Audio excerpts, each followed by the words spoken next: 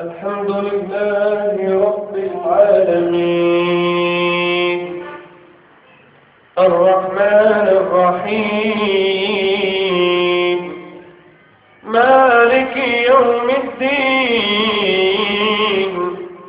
إياك نعبد وإياك نستعين اهدنا الصراط المستقيم صراط الذين أنعمت عليهم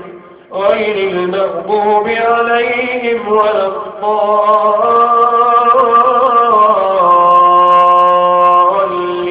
الضالين آمين.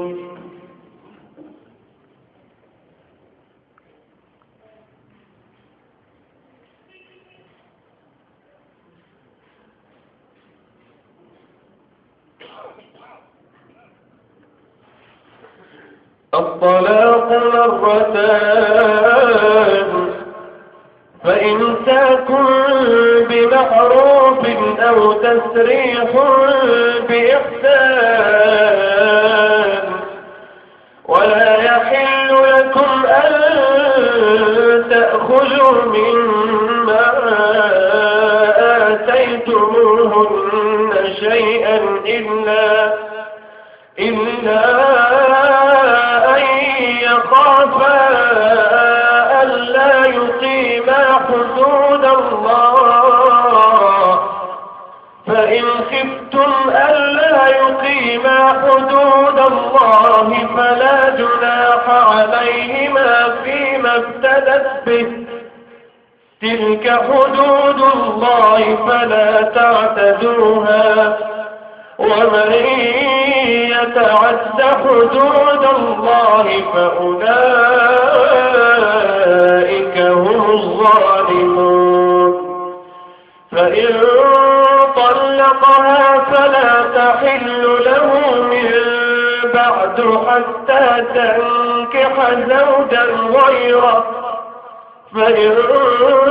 طلقها فلا جناح عليهما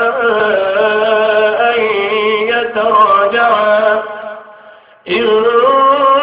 ظنا أن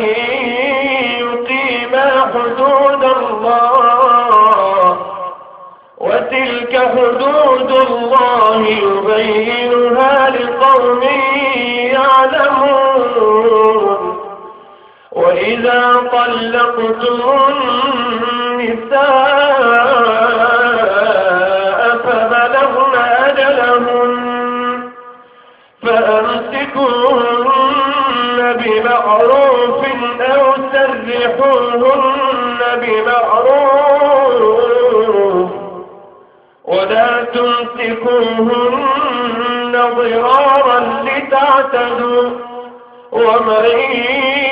يفعل ذلك فقد ظلم نفسه ولا تتخذوا آيات الله هزوا واذكروا نعمة الله عليكم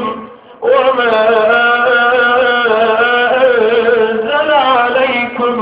من الكتاب والحكمة يعظكم به واتقوا الله